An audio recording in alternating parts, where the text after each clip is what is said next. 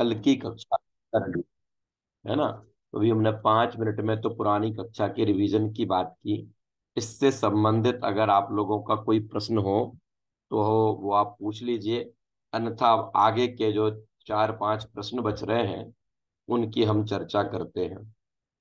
हाँ बोलिए रुचि जी, बोलिए।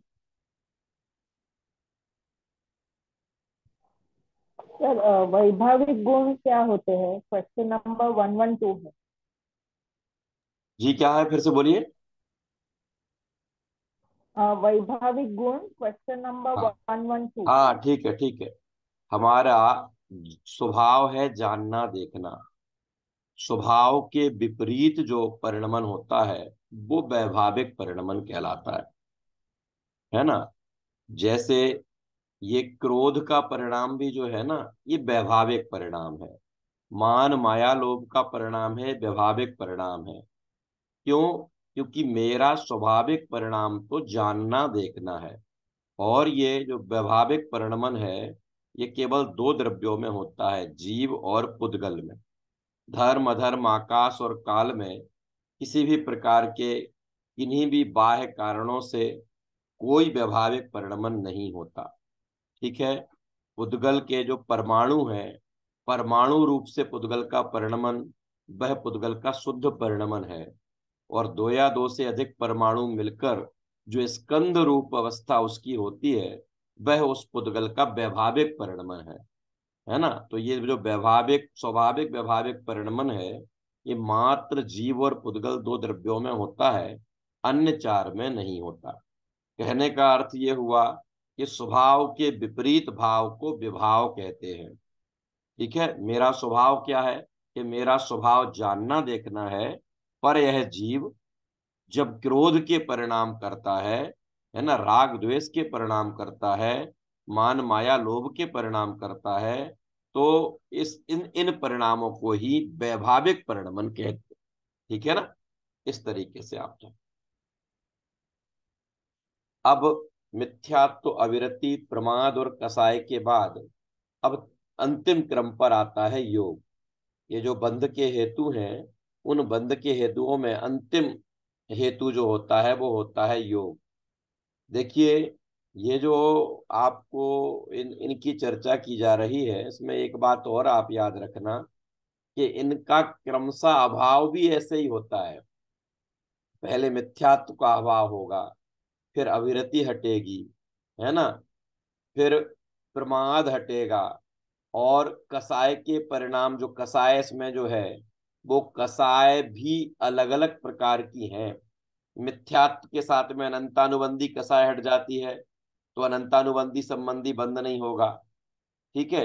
अविरति के साथ में अप्रत्याख्यानावरण कसाय हट जाती है तो अप्रत्याख्यानावरण कसाय संबंधी बंध नहीं होगा। और अब मिथ्या अविरति प्रमाद के बाद आगे आगे जो है वो प्रत्याख्यानावरण और संजुलन भी हट जाती है तो उनसे संबंधित नहीं होता। और फिर अंत में केवल मन वचन काय शेष रहता। अरहंत परमात्मा के भी मन वचन काय शेष है, पता है आपको। तो उन अरहंत परमात्मा को जिन्हें केवल ज्ञान हो गया, जिनके ज्ञानावरण आदि घाती कर्मों का अभाव हो गया, तब भी उनको कर्मों का आश्रय हो रहा है। किसके आधार पर हो रहा है? वो भी योग बाकी है ना। 5 चीजों में से मिथ्यात्व चला गया, अविरति चली गई, प्रमाद चला गया, कसाय चला गया, लेकिन अभी योग है ना। योग है ना। तो उस योग के कारण से अभी उनको सांप्रायिक आश्रय होता है ना। इस तरीके से ये अलग बात है कि उनकी स्थिति नहीं होती, यहाँ होता ना वहाँ नष्ट हो जाता है। लेकिन ये इनके क्रम इसीलिए बताए हैं कि इसी क्रम से इनका अभाव होता चला जाता है। यद्यपि कसाय को चौथे नंबर पर लिया है, लेकिन कसाय में भी जो सूक्ष्म कसाय है ना, सूक्ष्म कसाय, सूक्ष्म लोभ की ओर से अगर हम बात करते हैं तो वो 10वें गुण स्थान तक रह जाता है। इसलिए ये चौथे नंबर पर इसका क्रम आया। क्लासिफिकेशन अगर करेंगे, थोड़ी सी कठिन बात बता रहा हूं मैं, तो क्लासिफिकेशन में तो क्या होगा कि जहां मिथ्यात्व जाएगा वहां अनंतानुबंधी कसाय भी चली जाएगी, जहां अविरति जाएंगी वहां अप्रत्याख्यान क्रोधमान माया लोभ चला जाएगा। ख्याल में आया? तो उत्तरोत्तर वो घटता हुआ चला जाता है। ये चर्चा एक अलग है, जब कभी अवसर मिलेगा इस पर बात करेंगे। अब हम योग की बात करते हैं। देखिए, मैं शेयर करता हूँ, आप लोग जरा इसको देखें। योग की जब भी चर्चा चलती है तो तीन के नाम हमारे ख्याल में आते हैं: मन योग, वचन योग और काय योग। छह ढाला के पहली ढाल में जो मंगलाचरण करते हुए दौलत राम जी ने कहा है, त्रियोग नमहु त्रियोग संभाल के। मैं वीतराग विज्ञानता को तीनों योग संभाल के नमस्कार करता हूँ, अर्थात मन वचन काय, इन तीनों की एकाग्रता पूर्वक नमस्कार करता हूँ। तो योग शब्द का जब भी नाम आता है तो वहां हमें मन वचन काय ख्याल में आते हैं। अब यहाँ यही कहा जा रहा है, देखो, मन वचन काय के आलंबन से आत्म प्रदेशों के परिस्पंदन को योग कहते हैं। मन में किसी प्रकार का कोई विकल्प हुआ और आत्म प्रदेशों में हलन चलन हुआ, आत्म प्रदेशों में परिस्पंदन हुआ, है ना, तो वो मनोयोग कहलाएगा। ऐसे ही वचन के निमित्त से जैसे मैं बोल रहा हूं तो मेरे बोलते समय आत्मा के प्रदेशों में परिस्पंदन हो रहा है, तो वो वचन योग कहलाएगा। ऐसे ही शरीर को हिलाते समय जहां जहां वो आत्मा के प्रदेश है उनमें भी परिस्पंदन हो रहा है, वो काय योग कहलाएगा। कहने का मतलब ये हुआ कि मन वचन काय के निमित्त से, है ना, ये लगा, मन वचन काय के आलम्बन से आत्म प्रदेशों में वो जो परिस्पंदन होता है, हलन चलन होता है, उसका नाम योग है। अब यहाँ नीचे और कहा कि योग गुण की अशुद्ध पर्याय में कंपन पने को तो द्रव्य योग कहते हैं। क्या मतलब हुआ? योग गुण की अशुद्ध पर्याय में कंपन पने को तो द्रव्य योग कहते हैं, और कर्म नो कर्म के ग्रहण में निमित्त रूप योग्यता को भाव योग कहते हैं। देखो, अब जैसे आपको याद होगा कि हमने जब सात तत्वों का स्वरूप पढ़ा था, तो उन सात तत्वों के स्वरूप में पढ़ते हुए हमने जो शास्त्रवादी पांच तत्व थे, उन पांच तत्वों के भेदों की बात की थी। तो उनके दो दो भेद हुए थे, याद है रुचि जी? भावाश्रव, द्रव्याश्रव, भाव संबर, द्रव्य संबर, भाव निर्जरा, द्रव्य निर्जरा, भाव मोक्ष, द्रव्य मोक्ष, है ना। तो ये जो भाव द्रव्य का भेद हुआ था, हूबहू ऐसा का ऐसा यहाँ पर बात चलती है। एक होता है द्रव्य योग और एक होता है भाव योग, है ना। तो ये जो मन वचन काय है, इन मन वचन काय का जो परिस्पंदन होता है, इसका नाम तो क्या है? इसका नाम तो द्रव्य योग है। देखिए, अब आप पढ़ेंगे तो आपको क्लियर हो जाएगा। योग गुण की अशुद्ध पर्याय में कंपन पने को तो, योग गुण माने मन वचन काय की कंपन पने को तो द्रव्य योग कहते हैं, और कर्म नो कर्म के ग्रहण में निमित्त रूप योग्यता को, अब वो जो द्रव्य द्रव्य योग के परिस्पंदन से आत्म प्रदेशों में जो परिस्पंद होना हो रहा है, उसके निमित्त से नए कर्म और नो कर्मों का आना होता है। तो वो जो नए कर्म और नो कर्मों के आने रूप जो योग्यता है, जीव की जो योग्यता है, उस योग्यता का नाम ही क्या है? उसका नाम भाव योग है। कहने का मतलब ये है कि जो मन वचन काय रूप पुद्गलों में जो परिस्पंदन हो रहा है, उसका नाम तो है द्रव्य योग। और उसी मन वचन काय के निमित्त से जो हमारे आत्म प्रदेशों में परिस्पंदन हो रहा है, जब आत्म प्रदेशों में परिस्पंदन होगा, शुभ रूप होगा, तो उससे शुभ कर्मों का आश्रय होगा, अशुभ रूप होगा तो अशुभ रूप आश्रय होगा। कहने का मतलब आपके कुछ ख्याल में आ रहा है? मेरे मन वचन काय में जो पुद्गलों का जो परिस्पंदन हो रहा, समझ में आ गया? जो जिससे पुद्गल की, इस पुद्गल के द्वारा जो मन वचन काय की संरचना है, इनमें जो परिस्पंदन हो रहा है, इनमें जो हलन चलन हो रहा है, उसका नाम तो हो गया द्रव्य योग। और जब आत्म प्रदेशों में परिस्पंदन होता है, और आत्म प्रदेशों के परिस्पंदन होने से क्या होता है? केवल मन वचन काय के हिलने डुलने से कर्मों का आश्रय नहीं होता, ख्याल में आता? क्योंकि उसका नाम तो द्रव्य योग है। द्रव्य योग से तो कर्मों का आना नहीं होता, ख्याल में आया? तो किससे होता है कि ये जो पुद्गल के परिस्पंदन के साथ आत्म प्रदेशों में जो परिस्पंदन होता है, उन आठ प्रदेशों के हलन चलन से जब कर्मों के आने योग्य परमाणु आते हैं, कर्मों का आश्रय होता है, नो कर्म का आश्रय होता है, तो उसका नाम क्या है? उसका नाम भाव योग। इस तरीके से याद रखना, द्रव्य योग और भाव योग। ख्याल में आ गया? मात्र पुद्गलों में जो परिणमन चल रहा है, जिसके द्वारा किसी कर्मों के आश्रय का कोई संबंध नहीं है ना, मन वचन का है, तो वो द्रव्य योग है। और जिस योग से, जिस परिस्पंदन से कर्म और नौकर्म आपने आत्मा पर आकर टिकते हैं, उस परिस्पंदन का नाम क्या है? उसका नाम भाव योग। क्योंकि किसी द्रव्यों के जैसे हमने जब पढ़ा था, आपको याद होगा, भाव आश्रव और द्रव्याश्रव में, कि कार्माण वर्गणाओं के आने का नाम द्रव्याश्रव था। भावाश्रव क्या था? भावाश्रव माने वो भाव, जिन भावों से वो कार्मण वर्गणाएं आती हैं, उन भावों का नाम भावाश्रव था।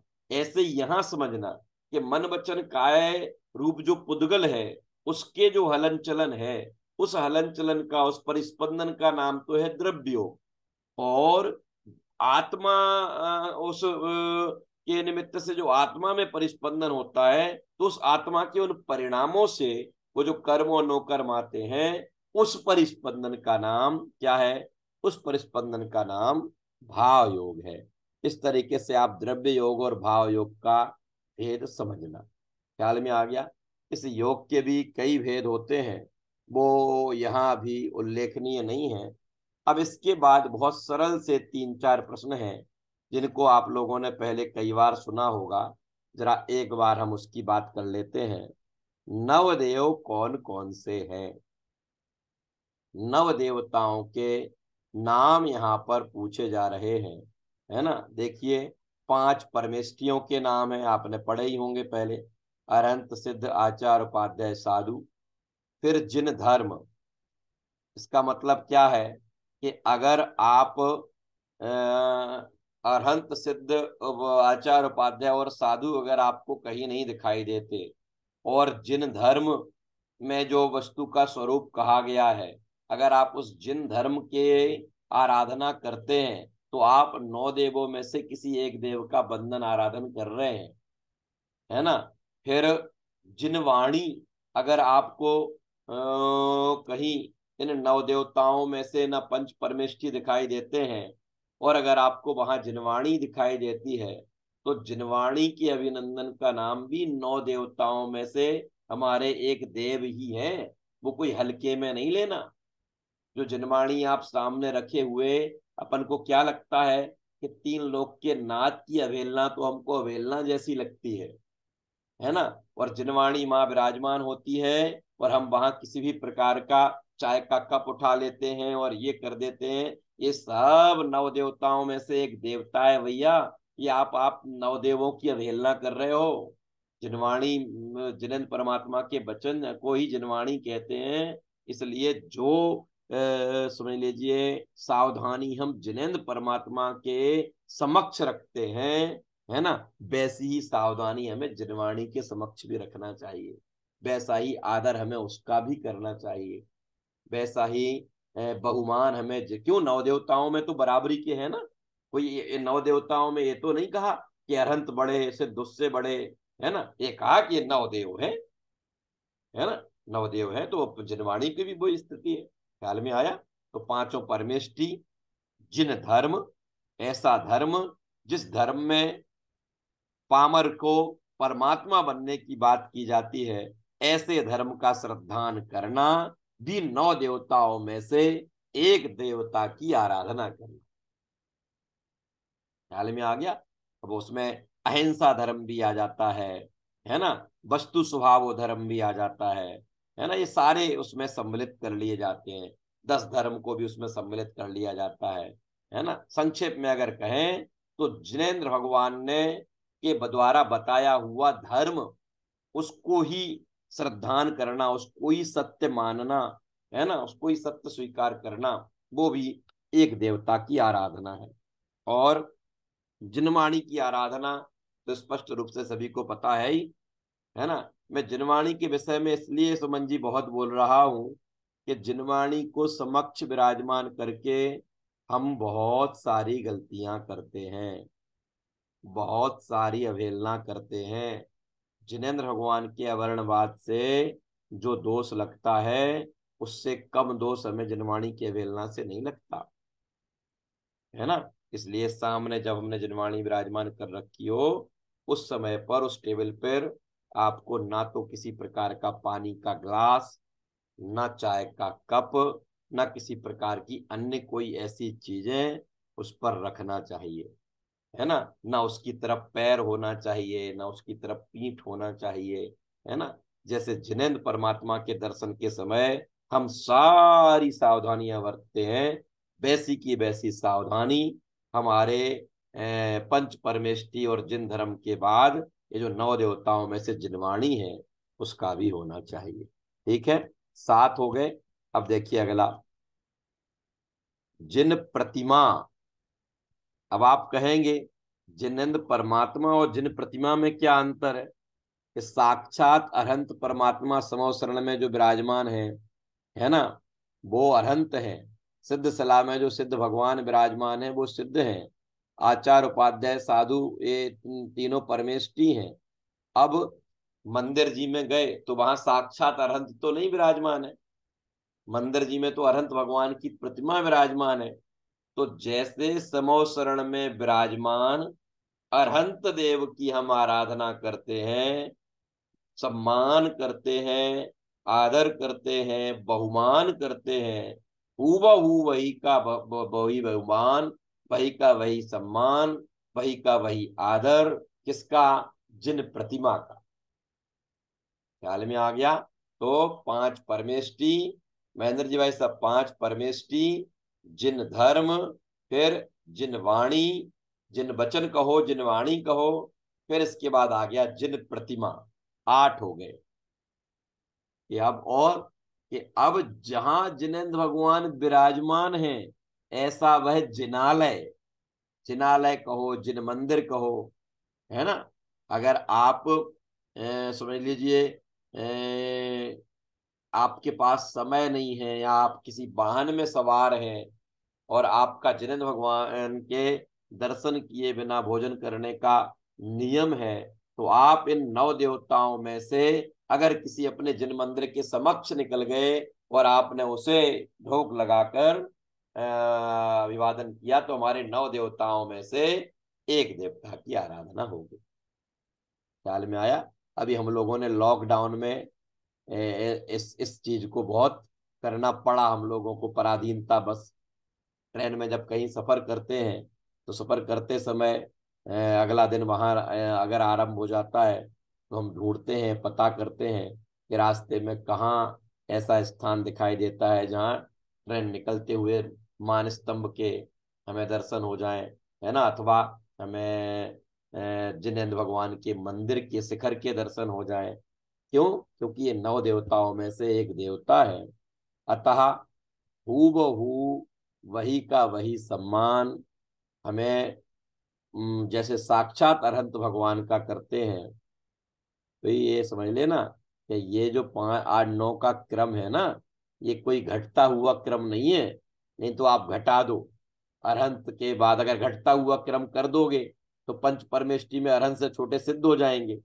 ये घटता हुआ क्रम नहीं है। पांच परमेष्टियों के नाम है ना। फिर पांच परमेष्टियों के नाम के बाद जिन धर्म है, जिन वाणी है, जिन प्रतिमा है, और इसके साथ साथ वही का वही बहुमान जिन मंदिर का। ख्याल में आ गया? जिन मंदिर का। इस तरीके से ये नौ देवताओं के नाम आपने पढ़े होंगे, सामान्य चर्चा हमने अभी उनकी की।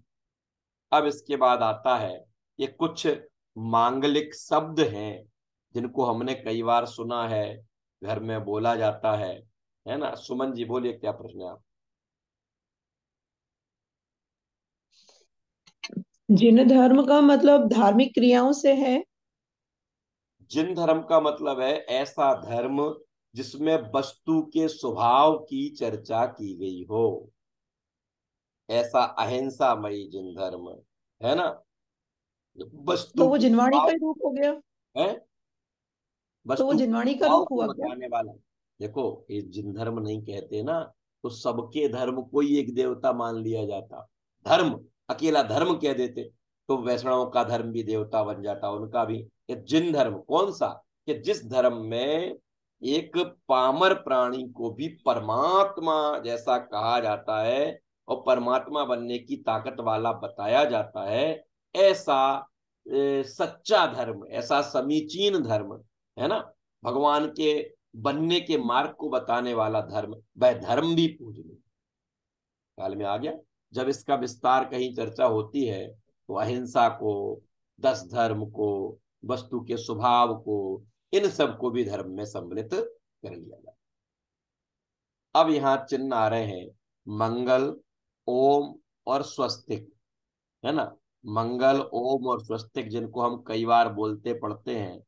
तो मंगल शब्द का अर्थ तो ये होता है जो मोह राग द्वेष को गलावे और सच्चे सुख को उत्पन्न करे, वह कहलाता है मंगल। या जो मोह राग द्वेष को गलावे और सच्चे सुख को उत्पन्न करे, वह कहलाता है मंगल। ठीक है, तो लिखा है इसमें, जो पाप को गलावे और पवित्रता को लावे, ऐसा सम्यक दर्शन ज्ञान चारित्र मंगल है। ठीक है, मोह राग द्वेष कहो अथवा पाप कहो, एक ही बात है ना। जो पापों को गला, पापम गालियति, है ना, इति मंगम लाति, इति मंगलम, और मलम गालियति इति मंगलम। संस्कृत में इसकी मंगल की परिभाषा कैसे करते हैं? मलम गालियति, जो मलम, मल को गलाता है, मल को नष्ट करता है। क्या है मल? कि मल है हमारे मोह राग द्वेष, हमारे पाप, है ना, पांचों पाप ये हमारे मल हैं। तो जो हमारे इन 5 पापों को, मोह राग द्वेष को गलावे, नष्ट करवे, ये तो हुआ निगेटिव अप्रोच से। पॉजिटिव अप्रोच से क्या है कि मंगम लाती इति मंगलम। मंग माने क्या होता है? सुख, सुख को लाने वाला। जो मोह राग द्वेष और हिंसा आदि 5 पापों को नष्ट करने वाला और सुख को लाने वाला जो है, उसका नाम क्या है? उसका नाम मंगल है। ये कौन है ऐसा? ये ऐसे हमारे तीनों रत्न, सम्यक दर्शन, सम्यक ज्ञान, सम्यक चारित्र, ये हमें मोह राग द्वेष को नष्ट करते हैं और सुख को प्रदान करते हैं, सुख रूप ही है ना, इसलिए मंगल हो गए। फिर इसके बाद आता है ओम। ये ओम बना हुआ है, तो ये ओम में 5 परमेष्टि गर्भित होते हैं, है ना। देखो, शुद्धात्मा, ओम, ओम है शुद्धात्मा, तो 24 तीर्थंकर, केवली भगवान की दिव्य ध्वनि भी ओमकारमयी होती है, और ओम में 5 परमेष्टि भी सम्मिलित होते हैं। कैसे होते हैं? अरहंत परमात्मा का आ, ठीक है, अशरीरी अर्थात सिद्ध परमात्मा का भी आ, आचार्यों का भी आ, ये तीनों आ मिला के बन गया दीर्घ आ। उपाध्याय का ऊ, आ और ऊ जब मिलते हैं तो संस्कृत में संधि के नियम के अनुसार ओ हो जाता है। और मुनियों का मां, ये मिले तो ओ और मां से मिलकर ओम बन जाता है ना। तो ये ओम को बीजाक्षर माना जाता है ना। ओम को 24 तीर्थंकरों का प्रतीक भी मानते हैं। और ओम जो है, ओमकार में जिनेन्द्र परमात्मा की ध्वनि भी होती है, और इस ओम में 5 परमेष्टि भी सम्मिलित है। इस तरीके से ये ओम रूप वर्ण, ओम रूप जो बीजाक्षर है, ये पंच परमेष्टि का, 24 तीर्थंकरों का और शुद्धात्मा का प्रतीक है।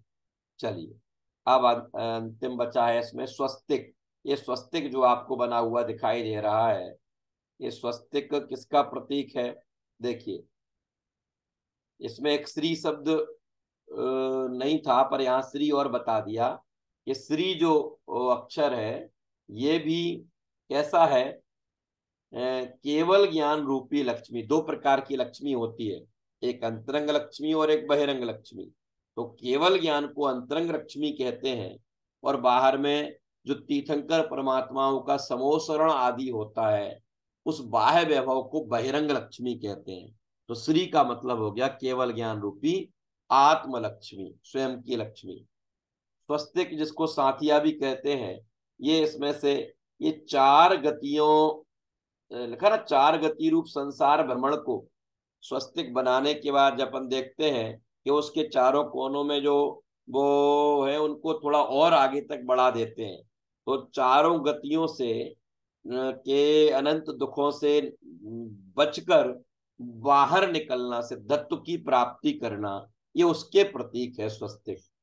संसार भ्रमण को नष्ट करने वाले, अनंत चतुष्टय, अनंत दर्शन, अनंत ज्ञान, अनंत सुख और अनंत वीर की प्राप्ति के प्रतीक रूप इसको स्वस्तिक को माना जाता है। इस तरीके से हमारा ये आज लघु जैन सिद्धांत प्रवेशिका के पाठ्यक्रम की दृष्टि से पाठ्यक्रम पूर्ण हुआ। ठीक है, अब 90 से लेकर 165 तक के जो प्रश्न आपकी परीक्षा में आने वाले हैं, आप अभी बुधवार और गुरुवार को जो हमारी कक्षा होती है उस कक्षा को ही हम रिवीजन कक्षा के रूप में रखेंगे। तो उसके पहले तक आप लोग अपना अध्ययन कर लें, जहाँ जहाँ आपको डाउट हो उसमें से भी पढ़ लें। अपनी यूट्यूब पर ये सारी कक्षाएं हैं जो अपनी चली हैं, तो आप लोगों के सहूलियत की दृष्टि से, है ना, तो आप लोग उसमें भी सर्च करके जिन कक्षाओं को आपने नहीं सुना हो उसमें सुन लेवें। अब कल और आज की कक्षा भी इसमें यूट्यूब पर हम आपको भेज देंगे, तो आप लोग खुद भी और जो कक्षा में नहीं थे वो लोग भी उसको सुन पाएंगे। ठीक है, तो इस तरीके से अब आप लोग अपनी स्वयं की तैयारी करें। कहीं किसी प्रकार का कोई प्रश्न होता है, कुछ विषय समझ में नहीं आता है, तो हम उसकी चर्चा अब अगले बुधवार और गुरुवार को करेंगे। अभी अगर आप लोगों को कुछ प्रश्न हो तो 2-3 मिनट हमारे पास अभी भी बचे हैं, तो इस समय में आप लोग अभी कोई प्रश्न कर सकते हैं।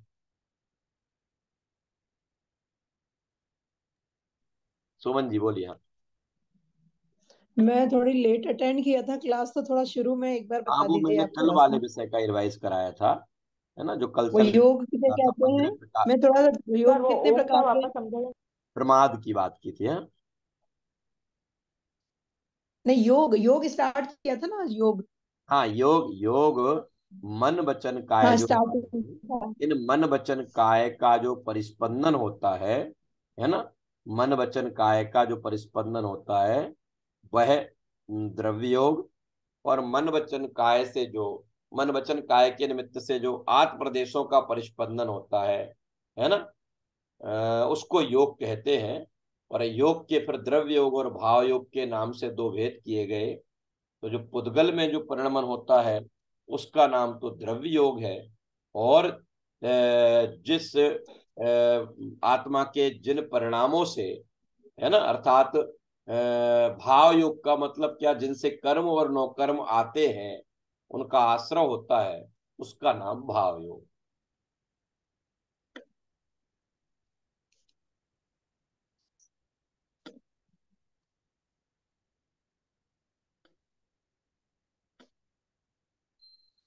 सर अभी जो ओम का आपने बताया ना, तो ओम कैसे बनता है? ओम, ओम में, और ओम जो है देखिए, पहले तो एक तो ओमकार में ही। आचार्य का अरिहंत का वो वापस बताइए ना।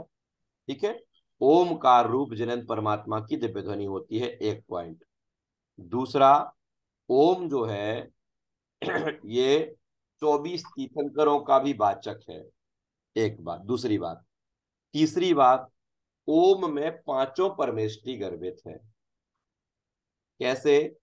अरहंत परमेष्टि का आ, फिर सिद्ध परमेष्टि का दूसरा नाम होता है अशरीरी, तो अशरीरी का भी आ, आचार्य परमेष्टि का दीर्घ आ, इन तीनों आ को मिलाया तो बन गया आ। फिर उपाध्याय परमेष्टि का उ, आ और उ में जब संधि होती है तो हो जाता है ओ। और साधुओं का दूसरा नाम होता है मुनिराज, तो मुनियों का मां।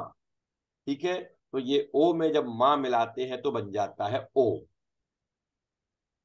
क्लियर हुआ? तो इस तरीके से यहाँ ओम के विषय में 3-4 बातें आपको बताई। देखिए जरा इसमें से फिर से एक बार आपको पढ़ देते हैं, तो आपको और अच्छे से याद रहेगी।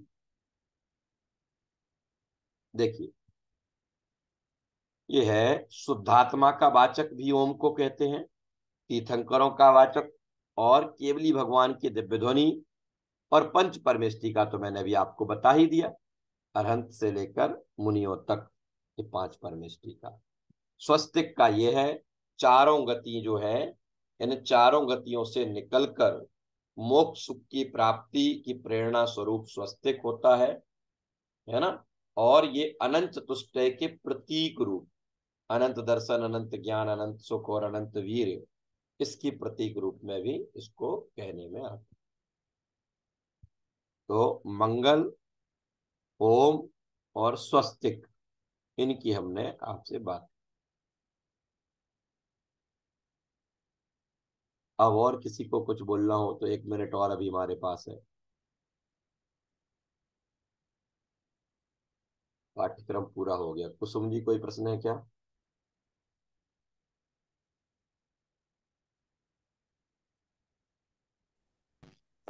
भैया जी, वो संकल्प बोलो। जिन धर्म और जिन धर्म और जिन वचन में क्या अंतर है? हाँ, देखो, जिन वचन तो जिन वाणी हो गया, है ना। जिन वचन तो ये जिन वाणी हो गया।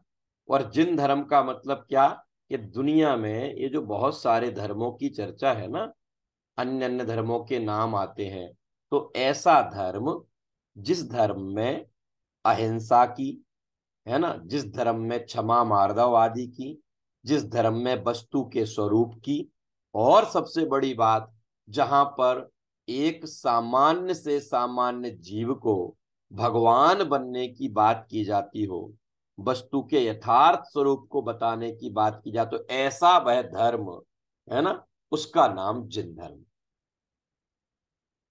वस्तु स्वभावो धम्मो, वस्तु के स्वभाव का नाम ही धर्म है। दंसण मूलो धम्मो, है ना, इस तरीके से धर्म की कई परिभाषाएं आती हैं ना, ऐसा ऐसा ही ये धर्म है।